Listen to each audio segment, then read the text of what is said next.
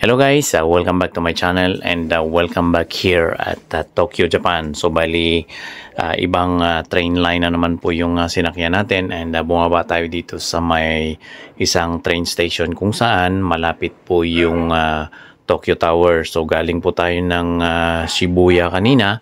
Then after Shibuya, we took a train papuntang Shinjuku. Then from Shinjuku ay sumakay ulit tayo ng train pababa dito malapit dito sa may Tokyo Tower. So pagbaba po natin, nagtanong-tanong po tayo sa mga local folks kung saan po yung malapit yung Tokyo Tower at immediately they pointed out yung Tokyo Tower since na maganda po yung ilaw niya. At sabi niya, yun, yung mataas na yan na po yun yung Tokyo Tower. Then we start our walk at magandang maglakad-lakad naman at makikita po ninyo sa may video. Talagang safe po ang maglakad sa Japan o dito sa may Japan.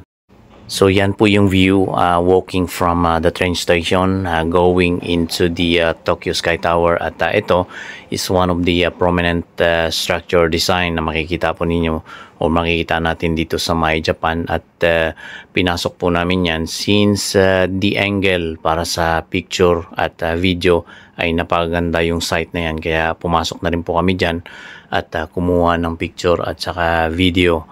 Then after that ay lumabas na po kami since na ibang access na po yung papunta doon.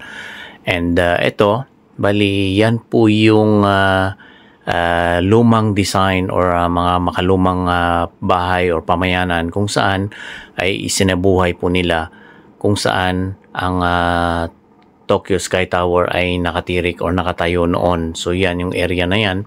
Yan po yung mga pamayanan noon at talagang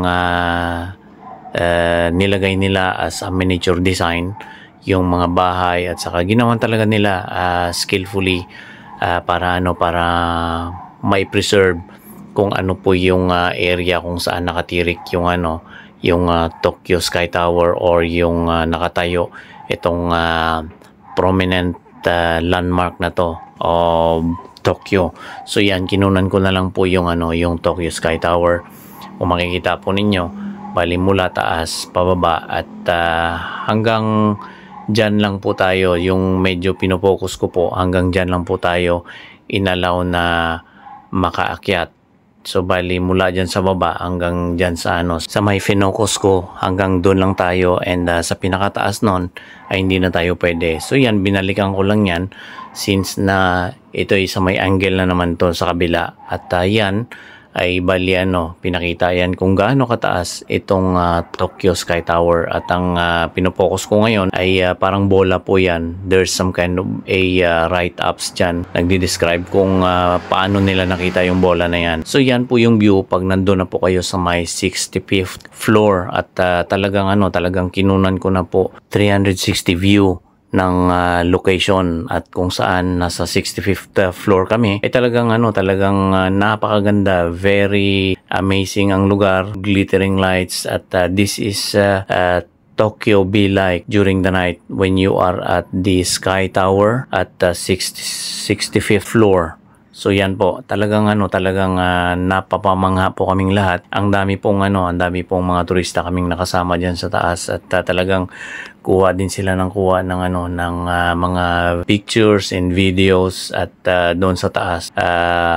Napakabilis lang ng oras kasi halos hindi mo mapansin na bali it's getting late at night na. So yan po guys, yan po yung mai share ko po sa inyo dito sa may Tokyo Sky Tower. Please click like and share if you like the video and drop a comment kung taga saan po kayo para malaman ko kung saan inabot po ang video na to. Thank you very much and God bless everyone.